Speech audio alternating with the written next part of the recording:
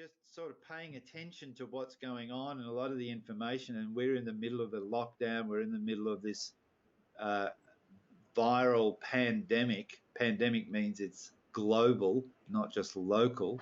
And there's a lot of talk about, you know, what part nutrition plays, nutrients and all that sort of stuff. What can you do for yourself? Well, a lot of the research, medical research, is focused on what can you do medically if you actually contract the virus. But there's also another angle, another perspective, and that's in the preventative sense. What can you do for yourself to best equip yourself mentally, physically, emotionally, spiritually, everything, in case you actually did get the virus? And I don't mean to create a sort of a fear victim inviting the virus towards you, but just to be sensible, you know, and be aware. And we've talked about that. If you've got what medically they call comorbidities, it's a horrible sounding name. It just means that you've got other conditions, whether it be hypertension or diabetes or any other physical condition that might make you more at risk of having a more severe reaction in case you did get the virus. And of course, this sort of talk, and I'm having this little talk because, as you can imagine, being a clinical nutritionist and an avid, curious researcher and all of that, I get articles and papers sent to me like this one in my email and inbox every day. And most of them I have got no time to look at. But this one came up today, well, actually yesterday. It's called, and the title of it is called The Dietary Recommendations During the COVID-19 Pandemic. So that's sort of a good summary of what I just wanted to talk a little bit about today. Are you both okay with that? Yep. It's okay. Of course, I'm going to throw it back to you both, because it's time that we had another presentation from you, if that's okay. But I thought I'd lead into it and preempt it by highlighting some of these nutrients that through evidence, and this sort of paper here indicate, well, you better make sure that you've got those at optimal levels so you can deal with anything that comes up. The interesting thing is, what's true dietary recommendations during the COVID-19 pandemic. So to translate that means basically dietary recommendations that would make your immune system optimal, which of course is relevant to anything, any bug, virus, pathogen, mold, even allergy that you have. So I'm not just being reactive and responding just to the fact that this virus is floating around the whole world and around us at the moment. And I was just talking to Ollie there, and if there is any risk, because there's always a risk, there's risks everywhere. You don't know who you're talking to. All the evidence says that, I mean, hopefully you do know who you're talking to, but what I mean is you don't know whether they're what they call asymptomatic. Probably not in Armidale, because that's what the evidence suggests. There's hardly any detections from Newcastle right up to Tenterfield, so you should be okay. But we're going to be opening the facility to new people coming in. Now, with all the infrastructure and support that I mentioned before there, if you're going to get an illness or a virus, geez, you're actually better off than being in a hospital, because hospitals are full of other sick people, lots of them. So, yeah. Yeah. So I guess what I'm the sort of talk I'm giving here is a bit like that Potter analogy I just gave. There's a little bit of support, but there's also like, well, hang on a minute. There's a couple of things we need to do just to make sure we're okay and we can deal with whatever comes towards us. Because this is only part of a small cycle. This is like for the next 2 months, a lot of the global focus, well, a lot of the focus here in Australia is still obviously on this virus. But we're about to come back into another cycle that we just were in last year with the drought and the heat and the fires. That's all going on and going around. So we need to be as resilient as we possibly can. And nobody is, I'm talking about immunity, nobody is immune to feeling the stresses, some of the anxiety, some of the pressures of this time that it almost seems like humanity is, well, not just humanity, but this whole earth is actually going through at the moment. Quite an interesting thing. So we're so consumed a lot with our little existence and world and what we know and where we've been, but it's almost like our brain is hurting because we have to look at the bigger picture and look where we are and who we are and how we can support each other really through all of this. So this is not normally a talk I give during a nutrition class, but it just seems relevant. Anyone want to say anything? No.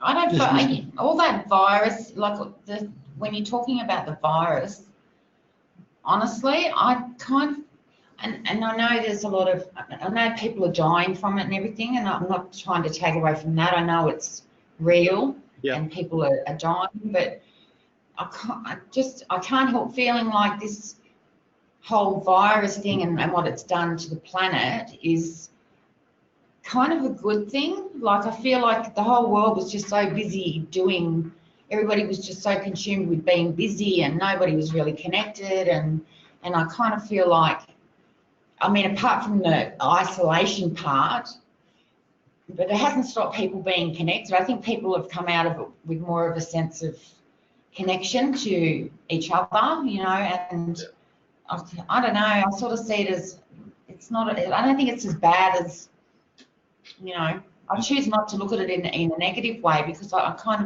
I like the isolation. I like when I go down the street, it's quiet, you know, I like it. Yeah. And it just feels like the whole world's taken a breath and it's maybe what was required, you know, because really there's a lot of chaos on the planet without the virus.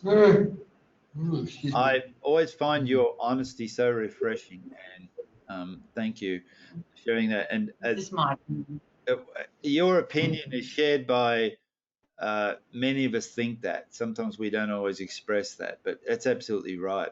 I mean, what can actually pull us out sometimes of our own routine and rut and habits and all that? Sometimes it takes something on a global level like this, as you were just saying, you know, and I completely agree. I sort of walk this, I try to anyway, just because this is a role that I'm wanting to take on, like a role of facilitator, and I'm into health and all of that. Obviously, you can see that. So I'm not afraid to look at some of the, I'm not saying you're afraid either, but I'm not afraid to, and I'm curious about some of the physical distresses caused by this situation that we're actually in at the moment. So, and the health implications, and I find it really interesting. And I'll give you an example. A lot of the dialogue around the coronavirus is, well, initially, not so much now, but initially it was about getting a vaccine so we could all go back to being normal. That was the initial, for the first month or two. That talk has changed a little bit, as you might have gathered. And you know, it seems like the possibility even of a vaccine is getting pushed further and further and further away. The latest timeline I heard yesterday was like could be 2.5 years before there's a vaccine to this thing. No one really knows. And they're working frantically, of course, and going into trials and tests and all that sort of thing. But there's another interesting thing, and you were also saying this and alluding to this, that we're actually forced to do practices. We're being forced to become aware and change our habits of practices so that we don't transmit, you know, a simple thing as a common cold or a flu. You know, it's like what we're learning here will be applicable to any infectious disease that might come onto the planet. And this could, if you look at it in a positive sense, this could be a training for us. I mean, things are like changing so rapidly. I mean, I heard on the news this morning, I saw it, that we're in bitter winter here, but in the northern hemisphere they have there's all these fires going on in the Arctic Circle right now. And someone pulled out this figure saying there hasn't been the temperatures that they're experiencing up there in 80,000 years. I don't know how that person got hold of that time travel device that enabled him to actually say that. They had fires in the Arctic Circle with ice. Yeah, that's right. But the Arctic Circle is not all ice. It's also, there's lots of, you know, it's Canada, Siberia, all that land mass around there as well. And they have all this tundra. They have what's called frozen tundra. And I remember reading about it several years ago. There's a danger, you know, this whole global warming conversation around how CO2, you guys will probably need therapy after this class today, so make sure you book I don't know what is going on with my brain, but I guess I'm just there's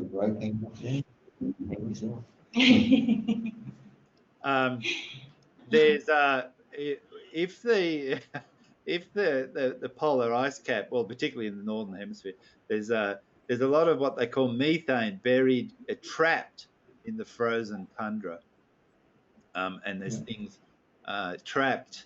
So there's a problem. Methane is about at least 100 times more.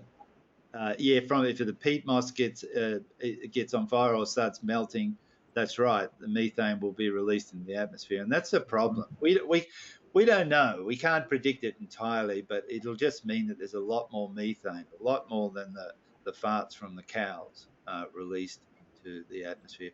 So that's an interesting thing. And I've heard, you know, like the Amazon, they're just crazily, and different rainforests all over the world, they're, you know, cutting all these things down. There's real research over decades that have shown that there are unusual organisms that live in those deep jungles, and viruses. You know, apparently the highest proportion of viruses is actually in the ocean. So it's like, you know, we don't think like that. We think, oh, it's just a bat here and there. But so what am I saying all this for? It's like, well, some of the things the good things that we're learning from these practices, these changes of behavior will probably serve us well into the future. And the future is, as far as I can tell at the moment, completely unknown. So uncertain and unknown. And that doesn't mean we should be pessimistic. I think we should all move forward, knowing what we can do and bring forward our own gifts and skills and talents to be used in the best way that we possibly can. Anyone want to say anything? You know, I've seen more. Sorry? What was that, Michael? Did you say something? What I've noticed, like, that stood out for me with this virus thing, is just how superficial people are. As in, I'll give you an example. A shop had coronavirus masks for sale, and they had a mirror up there for people to put them on, have a look at themselves to see what they look like. Yeah. And then they could put them back on the shelf and exchange. Wow. So after they'd put it on. You know, if people are worried about how they're looking and what they're wearing. Wow. And too busy doing that and spreading, you know, their virus to whoever's going to try it on next. You know how fucking, I don't know. I don't know where it's me. That's fucking. Thank you for sharing that, because it's always interesting to hear a new form of dysfunctionality. I'm impressed at what we're capable of as human beings. How crazy it can get sometimes. Oh, my God. The people so worried about what they're going to look like when they're wearing a mask. It's like, anyway. Yes. It's just society. Yes. So all the more reason keep yourself connected to what's real inside of yourself. Absolutely. What I wanted to do, if it's okay, just read out. I'm just going to read a couple of little things from this paper to create the context of nutrients that are important to be aware of in this particular topic. So, and then I'm going to hand it over to you two. I'm not putting you on the spot today, but if you could choose, say, 2 nutrients, and I'll lobby for at least one of them. And then if you, have you two got time to do a bit of an energy to do a bit of research and do the presentation next week? Most of it next week. So I'm going to be away for 3 days. When is that next week? That's fine. Michael? Monday to Thursday. I'll be back Thursday. Next week. Okay. So Monday, Tuesday, Wednesday next week, I'll be down the coast. Oh, right. They're letting you out. Wow. They're letting me out. They're pushing me out. They're telling me to go. Right. And what about you, Anne? What's your agenda? Are you staying? I'm good for it. Yeah. Okay. Yeah, I'm not going nowhere. Right. Do you have time that you? Well, yeah.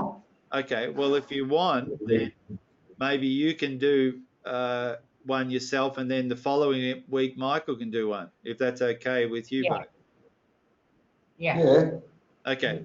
Yeah. Just to, why am I suggesting that? Because it just enhances your own interest in learning if you do it, rather than just hearing me talking all the time. You know what I mean? It makes it a little bit more real.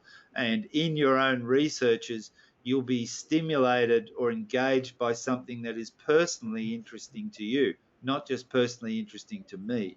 And then when you present that to the group, someone else will benefit from that just from hearing what your travels on your research, if that makes sense. Okay, so Michael's going away. Michael, what's your long-term plan? Are you planning on staying in the facility for a while? Oh, yeah. Yeah, mate, all I'm doing is going down because it's my mother's and her partner's birthday during this week, and I've got to pick up my mixer and bricklaying tools and stuff like that because they won't fit in this storage unit that I've got. Right. So. Yeah. And I've got a job up here at Gyra when it warms up a bit, so I'm just going to, you know. You mentioned that, yeah. Kill 2 birds with 1 stone, if you kind of know what I mean. I definitely know what you mean. Just be careful that the stone doesn't come back and bang you on the head. Yeah, that's been done before. I've learned from that. Right. Okay. So Anne's gonna. So have a listen to what I read out, Anne. Obviously you will. Yeah. But there'll be a few nutrients pop up on this radar, and so just flag 1 or 2 of those if you're interested for you to investigate further. When I say investigate, I mean basically all the research is already done in regards to how important they are. That's not ambiguous, you know what I mean? There's decades of research. But what I mean is to make it more practical for us, how can we get those nutrients? Are we getting them from the foods we're currently eating?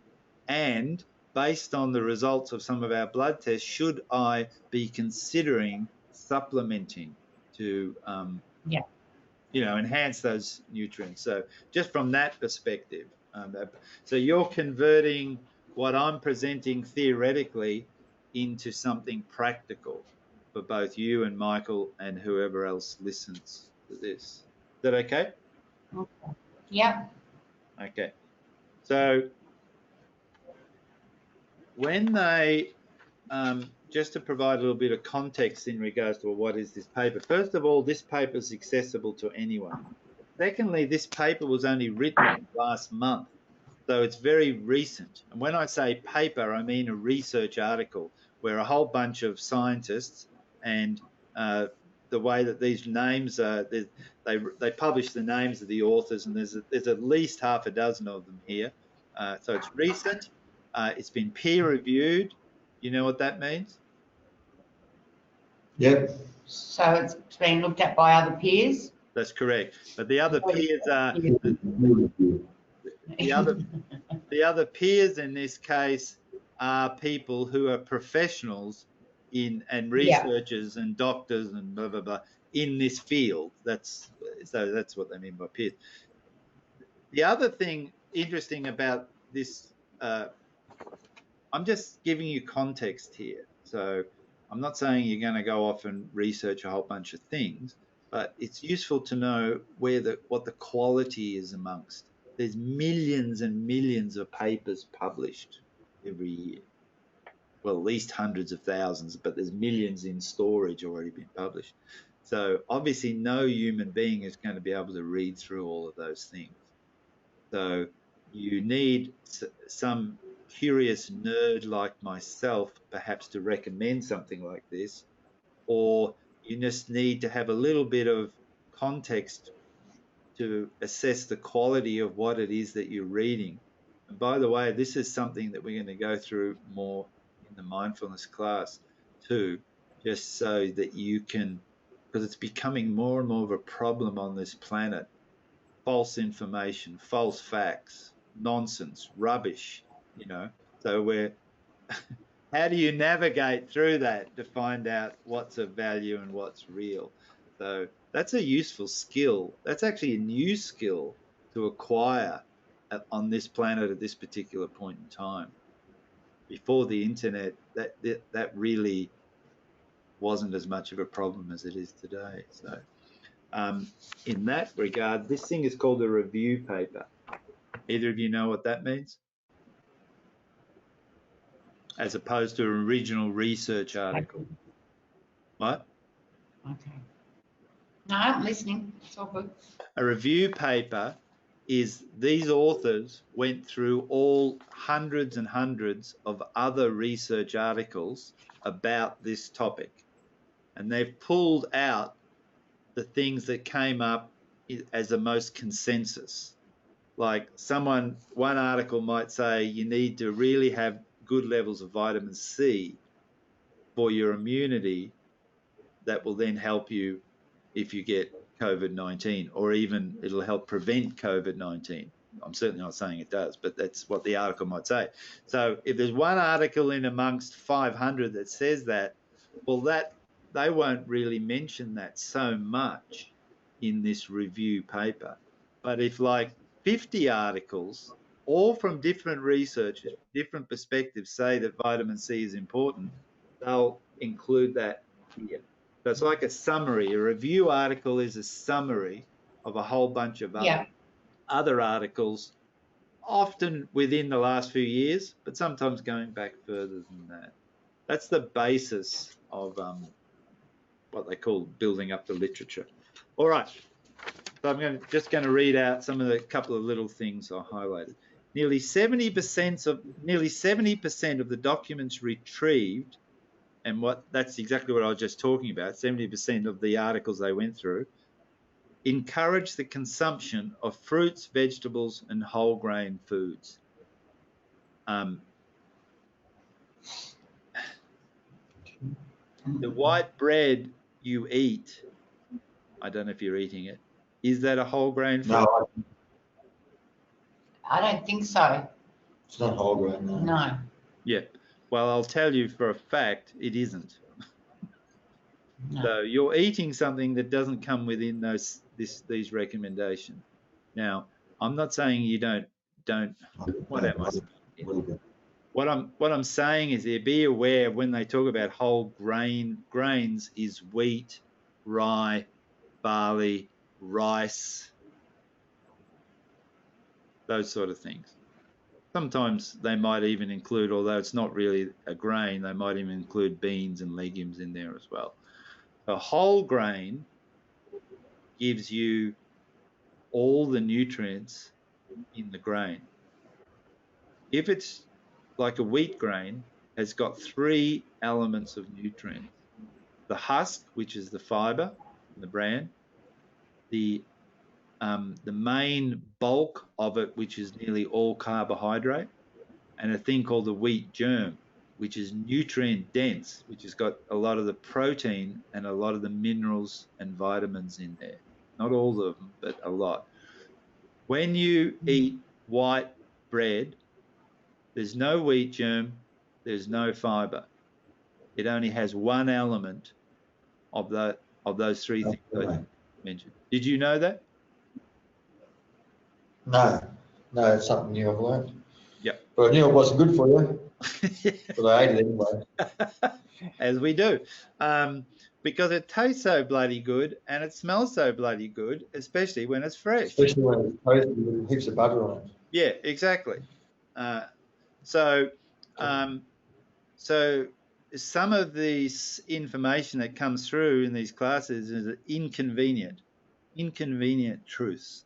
And every now and then, when I come back there, when they allow me to come back there, and I can't recall if we've done that. Have I facilitated a class and where Michael, where we've had that Acine bread, the brick sort of bread that comes from the health food stores? YouTube? No. Okay. Well, we'll save We're going to do something in the kitchen the last time you actually were physically here. Yeah. But next week it all shut down. Okay. All right. So we didn't get to do it.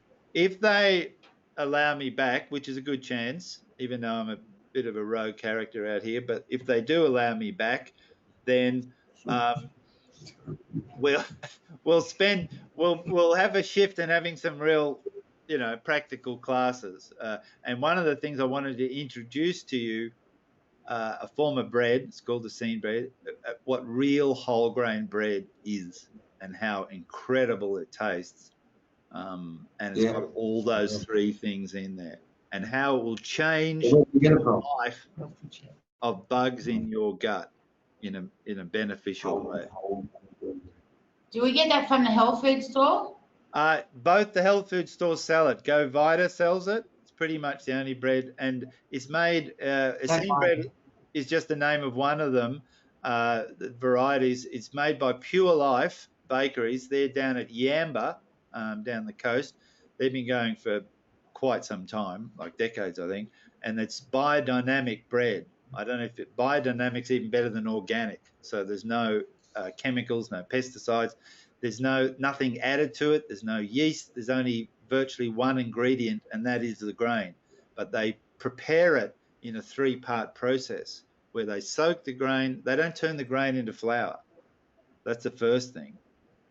So it's the process is designed to preserve the life force, you might say, and the nutrient content of the grain during the process. So it's quite exceptional. And when one of the breads is called an Acine bread, so they were doing Acine is an old sect back in the Christian times, in the times of Jesus, 2,000 years ago, and they used these principles back then to make that bread. So they took historically that recipe and they called it the Acine bread here. But there's also an Ezekiel bread. Ezekiel's from the Old Testament. Ezekiel, 52. Gotta go to the loo. That's all right. Can you see that it's open? I'm just curious. Anyway. They very lovingly locked the toilet, and if you want to go to the toilet, I've got to go. Well, I have to go all the way up the stairs to my room, which is the very far end. Why did they lock the toilets? Just to they don't. They only use this downstairs toilet when they're doing urine samples. So it's usually locked if they're doing samples, but it's really inconvenient. Yeah. Especially for Michael and I, we seem to be running to the toilet every 5 minutes. Yeah, right.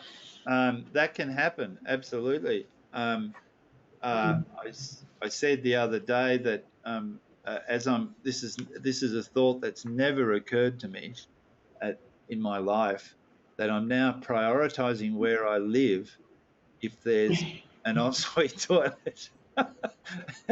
Yeah, It's like your priorities change as as uh, yeah. as we progress through this timeline of our existence. Um, I might just wait till Michael comes back to just finish reading that. Okay. Um, so while we're waiting, Anne, anything you want to ask or say? No, not really. I've just recently given up because I like toast in the morning. So I went out the other day and bought myself a blender, and I got some fruit and yogurt, and I did get some coconut ice cream to add as well. So I've been having smoothies for breakfast. Okay. How's that going? Yeah.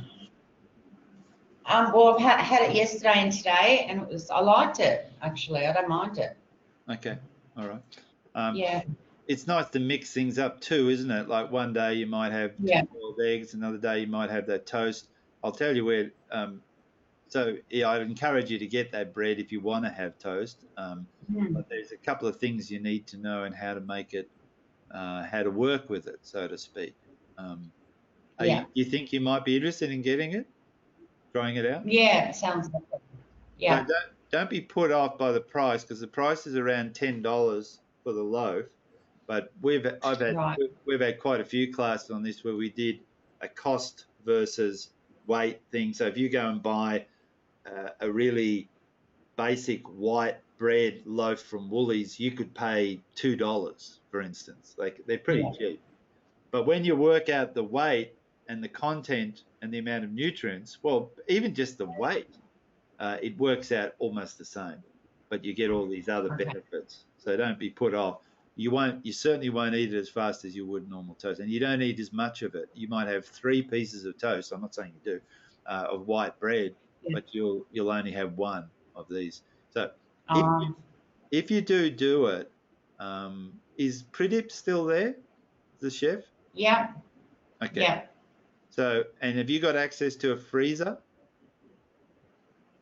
Yeah.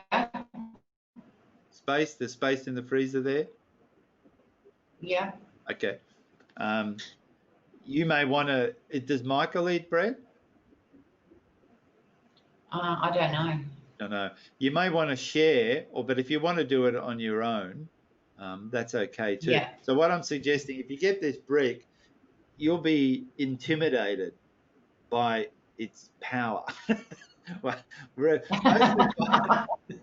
mostly by its weight and Yeah. the effort required to push a knife through it and cut it into slices. That's what I'm trying to say. And you have to you get used to it after a while, but it's easy to make it either too thick or too thin. If it's too thick, difficult to eat. And if it's too thin, it tends to crumble and fall apart. So what I'm suggesting is, Yes. if you go out and buy this loaf of bread, get Pradip to cut it up for you. Okay. He's got a nice sharp. You need a big sharp knife. You need, some skills. And I'm not Yeah. saying you don't have the skills, but you might as well use Pradip's skills to just. And Yeah. then you need a container to put the slices in. Yeah. You can use whatever container there is. Normally what I do, because I can't eat a whole loaf even in a week, I keep half of the sliced bread in a normal container in the fridge and the other half that's sliced in a container in the freezer. Yeah. Were you okay? Okay. We remember this? Yeah. If you don't do it before I come back there, that's all right. I'll go through it with you when I come back. But if you just feel so much better, and you know that we talk Yeah. about the microbiome and the bugs in your gut and being healthy in regards to the ecology of the bugs in your gut. Well, if you eat a bread like this, you will make the Yeah. bugs in your gut sing and purr like a happy cat. Okay, you convinced me. and that warm, fuzzy, cozy feeling emanating from your bugs in your gut will infuse you with a sense of goodness as well. Okay, So, um, so sounds wonderful. yeah, what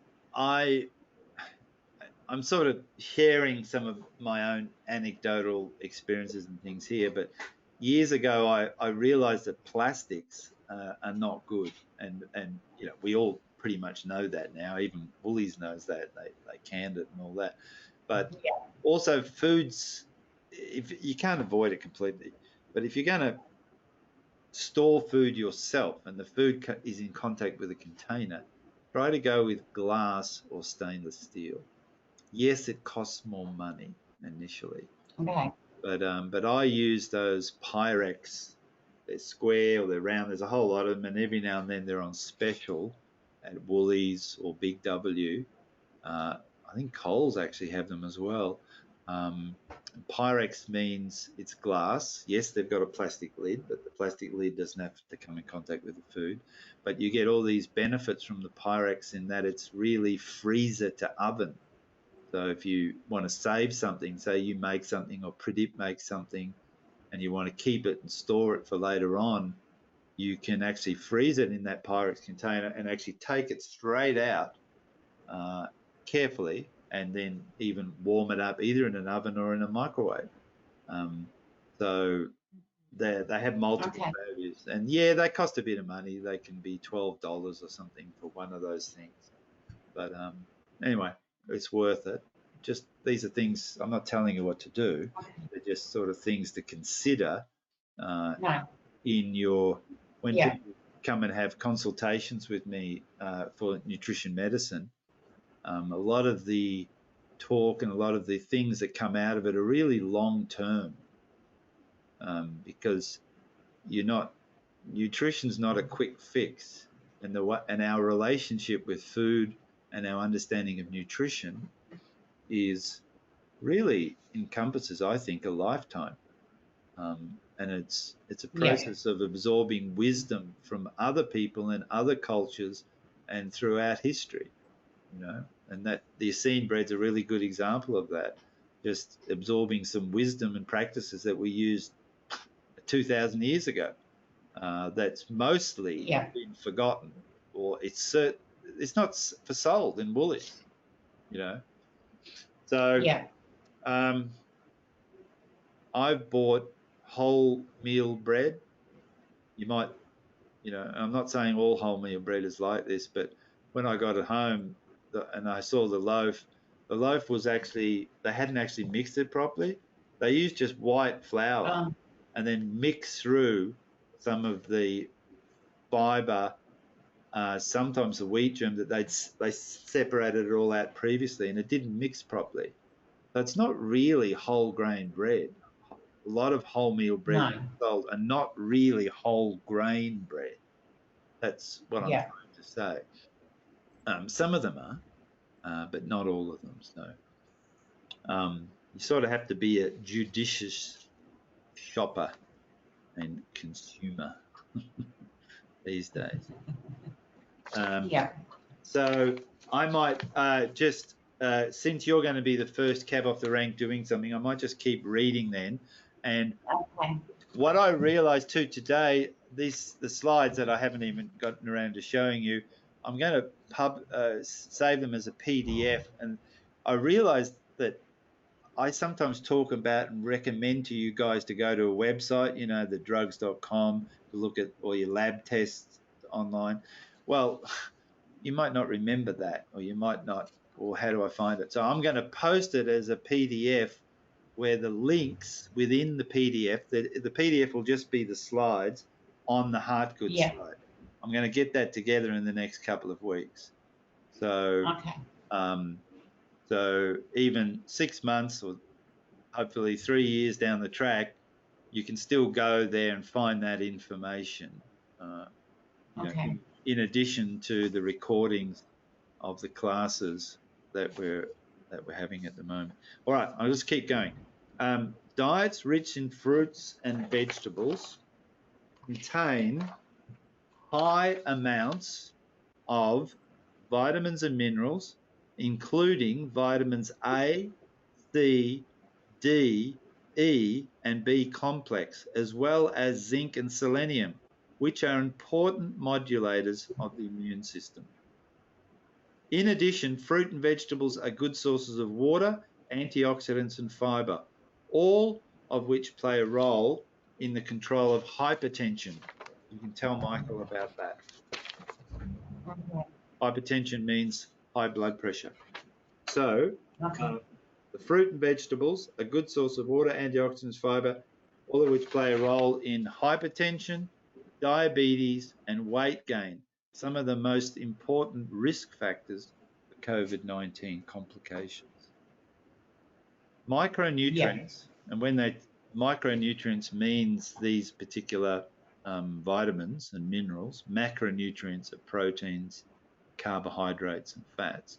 So micronutrients contribute to immune function through a variety of pathways in both the innate and the adaptive immune response. You know what that means? Innate and adaptive immune response? No, not really. No, still going.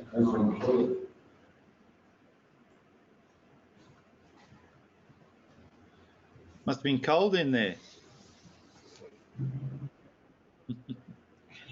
It was. How could you tell?